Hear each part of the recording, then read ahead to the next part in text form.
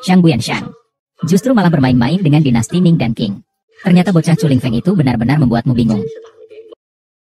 Kalau kalian berani, coba saja. Tidak sepadan dengan harganya. Kakek menyerahkan grup musik kepadamu. Itu adalah sebuah kesalahan. Maka, aku khawatir akan mengecewakan kalian semua. Inilah maksud kakekku. Kuburan saya aman, Culing Feng. Mimpi di siang bolong. Kau tidak bisa melindungiku. Kau bahkan lebih tidak bisa melindungi kuburan saya. Aku tahu 4 keluarga besar kalian sangat berpengaruh. Tapi kuburan saya telah berdiri selama 50 tahun. Itu bukanlah mainan yang mudah kalian kendalikan. Mu Yuhei. Tentu kau sudah sangat familiar dengan ini, bukan? Aku sudah lama menguasai rahasia inti makam kalian. Hanya dengan satu gerakan jariku, makam kalian akan runtuh dan hancur. Bagaimana Yang Feng bisa ada di sisinya? Dia tidak pergi. Kehancuran keluarga Mu sudah ditakdirkan. Yuan, kita sudah bekerja sama selama bertahun-tahun. Aku rasa aku tidak pernah memperlakukanmu dengan buruk. Bukan kau yang mengkhianatiku. Apa sebenarnya yang mereka berikan kepadamu? Tuan Mu, semua ini karena kau terlalu ceroboh. Kerja bagus. Meng Wan, kau memang pantas menjadi keturunan keluarga Meng di Shangjing. Kau bukan kakekku. Kau adalah orang keluarga Meng. Benar. Meskipun aku hanya sebuah wadah, tetapi selama ini aku selalu berusaha. Menunggu kesempatan ini. Menunggu pendeta kembali, agar aku bisa kembali menjadi putri keluarga Meng. Meng Wan dan yang lainnya memanfaatkanmu. Kalau tidak, kau tidak akan jatuh sampai ke Hai Cheng dan menjadi seorang istri dan ibu. Jangan dengarkan omongannya. Wan Er, kau memang cucu kesayangan kakek. Kakek, tentu saja aku tidak akan percaya kata-katanya. Kembali ke keluarga Meng selalu menjadi mimpiku. Semua ada dalam kendali kita. Mu Yuhei, pantaskah kau melakukan ini semua untuk seorang anak muda? Baiklah. Bagus sekali. Aku tidak menyangka kalian merencanakan ini semua terhadapku sedalam ini. Itu janjiku. Flashdisk ini menyimpan semua rahasia bisnis makam itu. Dan kami juga telah membuat rencana yang matang untuk makam itu. Tuan Mu menyerah. Sekarang kau tunduk padaku. Mungkin saja aku bisa memohon kepada kakek. Saat itu, tidak hanya yang bisa diselamatkan, tetapi kami juga akan membuat kembali menjadi yang terdepan di dunia bisnis Hai Cheng. Diam. Kau ini orang munafik dan pengemis ampun, tidak pantas berbicara denganku. Kalau begitu, maka aku tidak perlu lagi bersikap lunak. Wan Er, lakukanlah.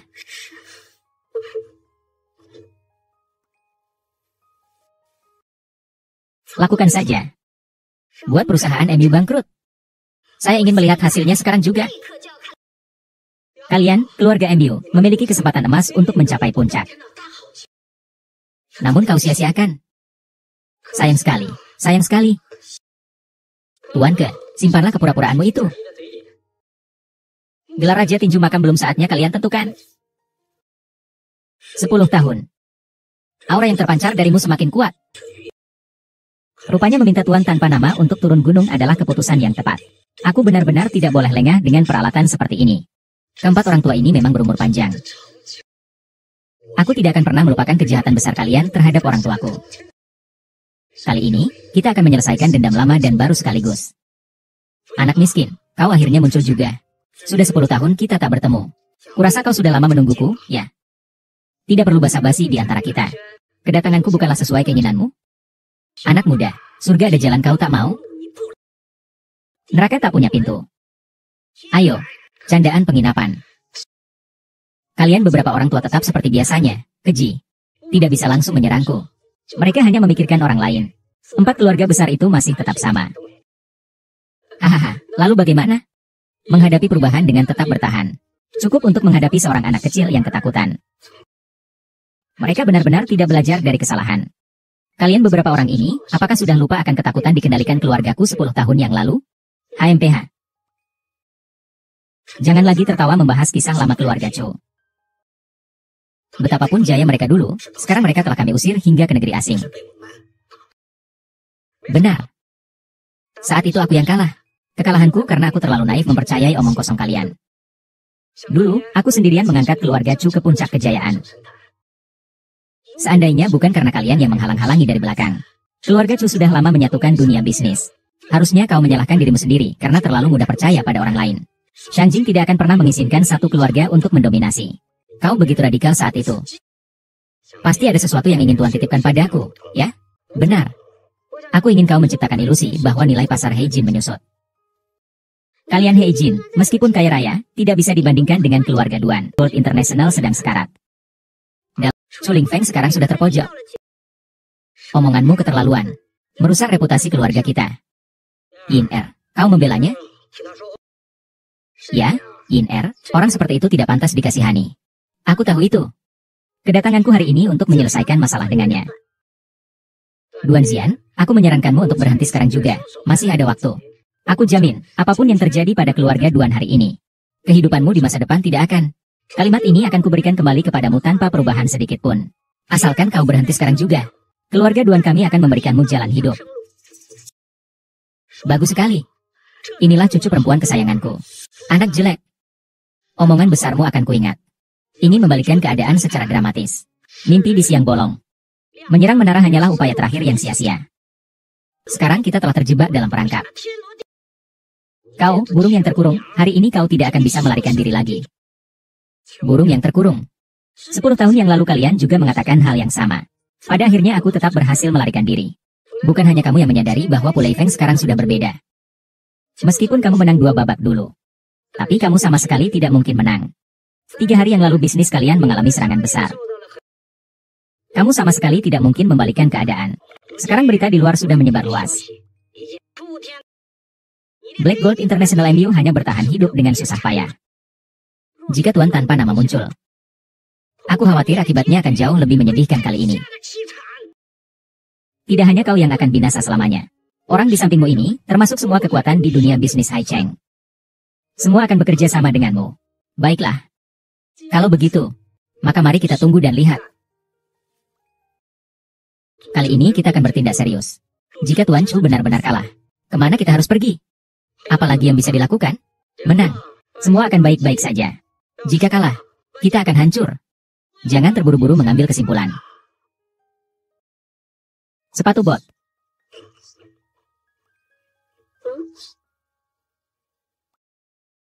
Dunia bisnis Hai Cheng jauh lebih kuat dari yang kau bayangkan.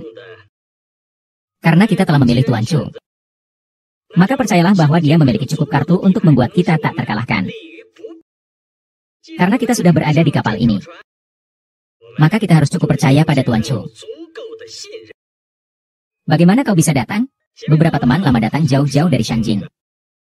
Sebagai orang Hai Cheng, aku MU Dakian. Seharusnya menunjukkan keramahan tuan rumah. Hahaha. MU Dakian, kau siluman tua ini akhirnya muncul juga. Dalam sekejap sudah puluhan tahun, kau masih tetap sama. Tenang dan menikmati hidup. Menguasai satu wilayah. Akhirnya diturunkan dari singgasananya oleh seorang pemuda. Apakah hatimu benar-benar tenang? Hahaha. Saudagar Duan, mengapa Anda berkata seperti itu? Setiap generasi memiliki orang-orang hebatnya. Dunia bisnis kita memiliki penerus yang hebat. Kita seharusnya merasa beruntung. Tuan Mo, tidak kusangka kau sudah tua. Auranya pun hilang.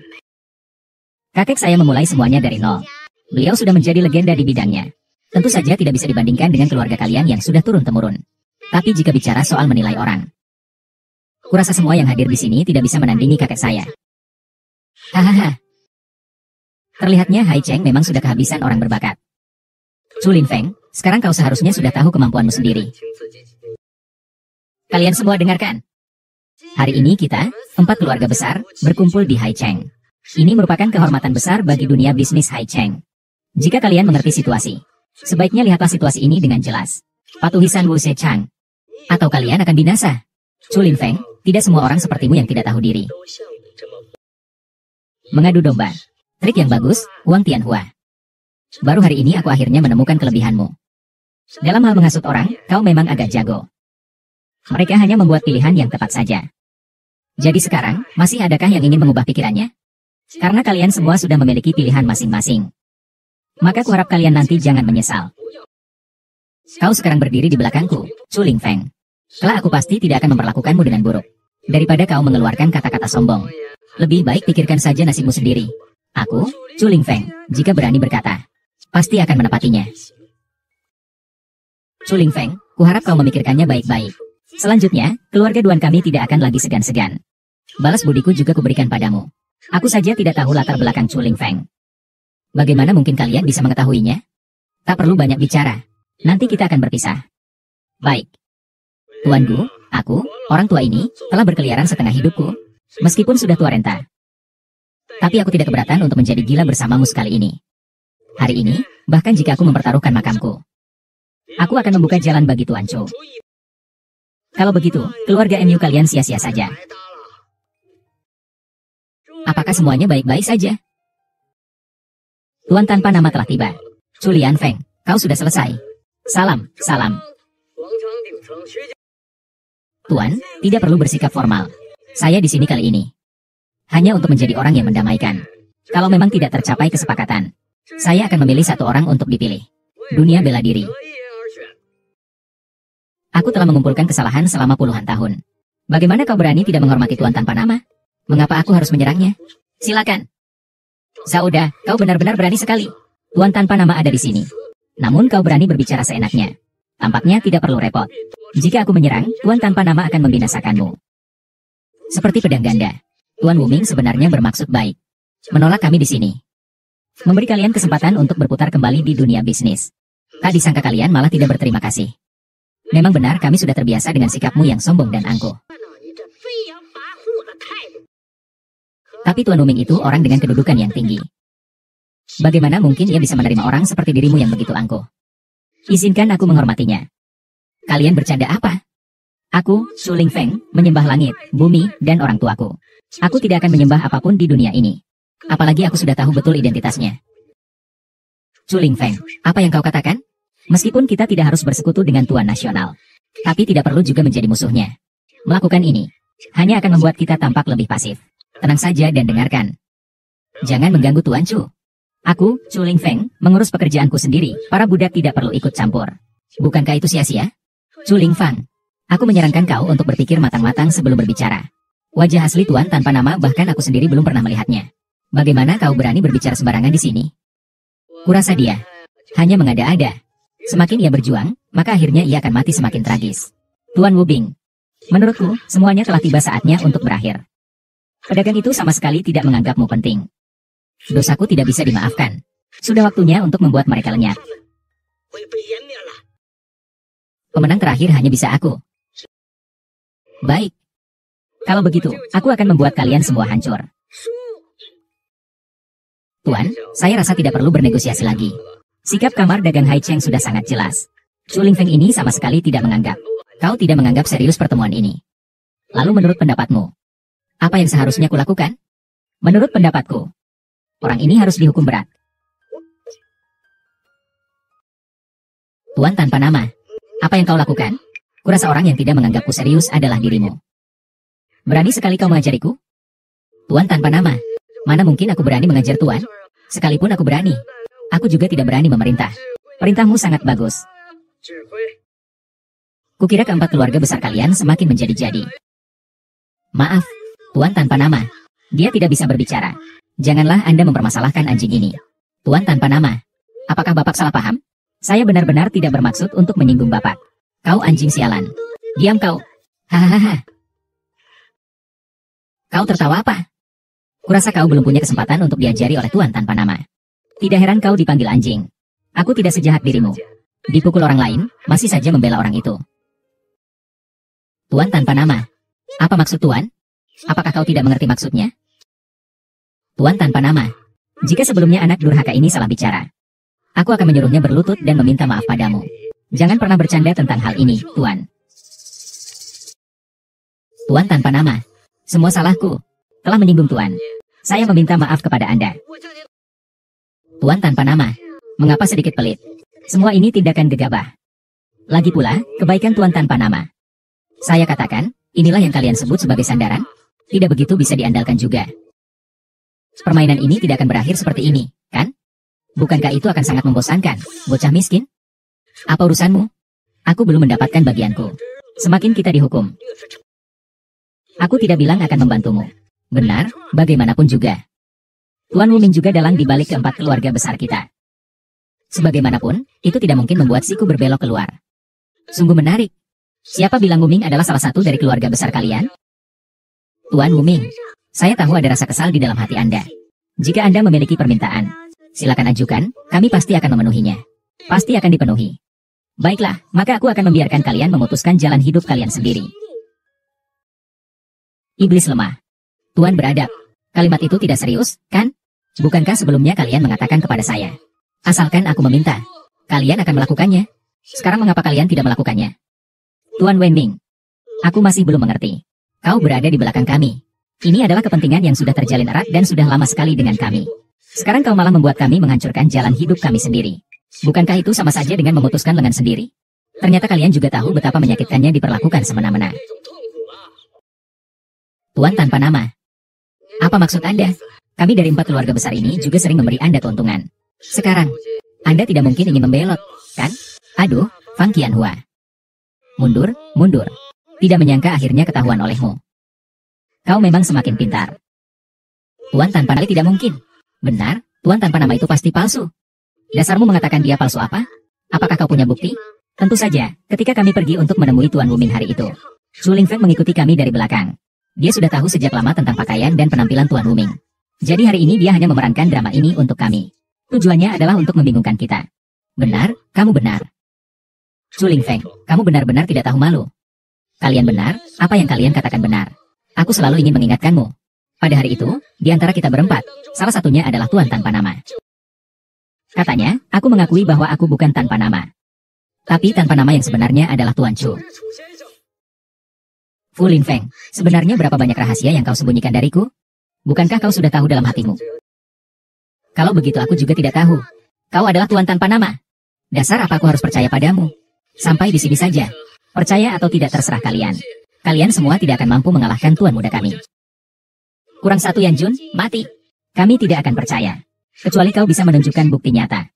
Ya, dan juga kartu emas Sun Long. Hanya Tuan tanpa nama yang sesungguhnya yang dapat mengambil kartu ini. Kau bilang kau Tuan tanpa nama. Maka buktikan di depan semua orang dengan mengambil kartu ini. Tentu saja tidak bisa. Pemilik Central Plaza, Zheng Yun. Dikabarkan bahwa di dunia bisnis hanya Tuan Zheng yang pernah bertemu Tuan tanpa nama. Nah, kali ini kau tidak bisa mengelak lagi. Tuan Zheng, akhirnya kau datang. Ada yang menyamar sebagai Tuan tanpa nama. Bahkan 2 orang.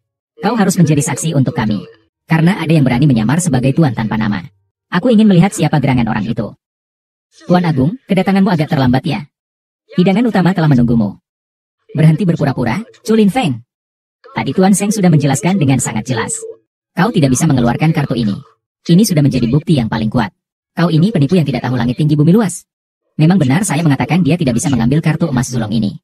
Tapi saya tidak pernah mengatakan dia bukanlah Tuan tanpa nama yang sebenarnya. Tuan Zheng, lelucon Anda agak keterlaluan, ya? Bagaimana kau bisa membuktikan bahwa Chu Lingfeng adalah orang tak dikenal? Apakah kalian berdua telah berkolusi secara diam-diam? Kau pun pantas untuk mempertanyakan aku? Jangan lupa, ini adalah lapangan pusat. Ini wilayahku. Tidak ingin tinggal di sini? Segera aku akan mengantarmu pergi. Bukankah Sun Long yang baru saja kau sebutkan? Orang ini tidak bisa melepaskan kartu emas Sun Long. Itu berarti dia bukan Wuming sejak lahir.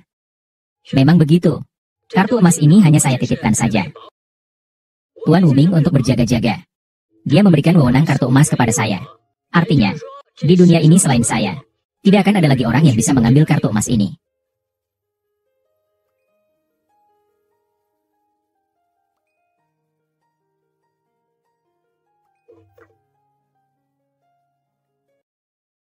Hari ini aku akan menunjukkan kepada kalian, siapa sebenarnya pemilik kartu emas ini. Tuan muda apa? Chu Lingfeng, sebenarnya apa hubunganmu dengannya? Situasi Fenzian sekarang sudah sangat jelas. Kau masih belum mau menyerah? Aku mengerti. Ternyata dia memang selalu diatur oleh keluarga Chu. Adalah instalasi Hai Cheng. Chu Lingfeng itu telah memperdaya kita semua. Tuan Duan, apa kau masih punya yang ingin dikatakan? Sampai saat ini, kalian semua telah terperangkap dalam rencana Chu Lingfeng. Keempat keluarga besar kalian sudah kalah. Tidak menyangka, ya. Orang yang berada di balik 4 keluarga besar kita ternyata anak muda ini. Kita semua akhirnya tidak bisa menghindari takdir. Tidak bisa menghindari kendali keluarga Chu. Hanya dengan kalian saja pantas menyebut nama keluarga Chu. Bukankah kalian yang memfitnah dan menjebakku, hingga membuat keluargaku hancur? Sekarang aku seperti ini, setengah hidup setengah mati, semua karena kalian. Aku sudah merencanakan ini selama 10 tahun. Dan ini hari yang kupilih. Nah, ini semua salahmu sendiri. Kehadiranmu mengancam kami. Jika kau tidak disingkirkan, kami dan Tuan He tidak akan punya jalan keluar. Saat keluarga Chu bangkit, aku tidak pernah berpikir untuk merugikan kalian. Tapi kalian malah sangat ingin membinasakan keluarga Chu. Hahaha, Tuan akan hancur selamanya. Ibu, kau tidak apa-apakan? Lepaskan tangan kotormu. Jangan sentuh aku. Ibu, ada apa denganmu? Wang Tianhua, apa kau masih belum mengerti? Kau hanyalah alat yang dia gunakan untuk membuat Chu Lingfeng marah. Di matanya, kau bahkan lebih rendah dari seekor anjing kurap. Ibu, apakah yang dikatakannya itu benar? SSST. Di dalam hatiku. Kau bahkan tidak seujung rambut kakak Chu sekalipun. Dengan apa kau membandingkan dirimu dengan kakak Chuku? Semua yang kulakukan adalah untuk menang. Untuk merebut hati kakak Chu. Anak muda Chu itu benar-benar jahat. Cucuku telah kau celakai. Diamlah, kakek. Zian selalu dirugikan olehmu. Seandainya saja kau tidak terus-menerus membicarakan surat pernikahan 10 tahun lalu, dia tidak akan jatuh sedalam ini. Kau selalu memanfaatkannya. Kau sama sekali tidak pantas menjadi keluarganya. Tuan, berhentilah. Keluarga Duan sudah tidak mampu bertahan lagi. Apa? Bagaimana ini bisa terjadi? Keluarga Duan, mengapa bisa selemah ini? Kau kira perkataanku tentang 10 tahun itu hanya omong kosong? Aku telah menyusup ke belakangmu secara diam-diam. Sekali bukan niatku. Kami juga ditipu oleh keluarga Duan. Semua orang mengatakan keluarga Duan sangat kuat. Kami juga dimanfaatkan olehnya. Kakek, kau tidak apa-apa kan? Kakak Chu, sampai saat ini, aku baru tahu betapa banyak kesalahan yang telah kuperbuat. Aku, putri keluarga Duan yang terhormat. Aku bahkan bodoh sampai percaya bahwa musuh bisa berubah hati. Tapi, kakak Chu, sekarang, hanya kau yang tersisa bagiku. Berhentilah, Nona Duan. Semua yang kau lakukan hanyalah obsesi dan hayalan. Perasaanmu pada Chu Lingfeng adalah keinginan untuk memiliki. Bukan cinta. Semoga kau segera dapat berpikir jernih. Bangkitlah kembali. Apakah semua ini hanya kekecewaan bagiku? Pak Tua Chu, lelaki tua itu, sudah tidak mampu lagi. Dendamu juga sudah terbalaskan. Apakah kau bisa melepaskanku? Ya. Tuan Muda Chu, saya berani menjamin. Kedepannya saya akan selalu mengikuti Anda. Tanpa membantah. Kami sekarang meminta maaf.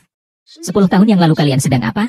Seandainya kalian suatu hari berani membela keluarga Chu kami, situasi ini tidak akan terjadi. Ingin kau memaafkan kalian? Bermimpi di siang bolong. Data ini sudah aku kumpulkan selama 10 tahun. Di dalamnya semua bukti kejahatan kalian terhadap keluarga Chu. Data ini cukup untuk membuat kalian menghabiskan seluruh hidup di penjara. Sedangkan apakah Tuan Muda kami akan memaafkan kalian atau tidak?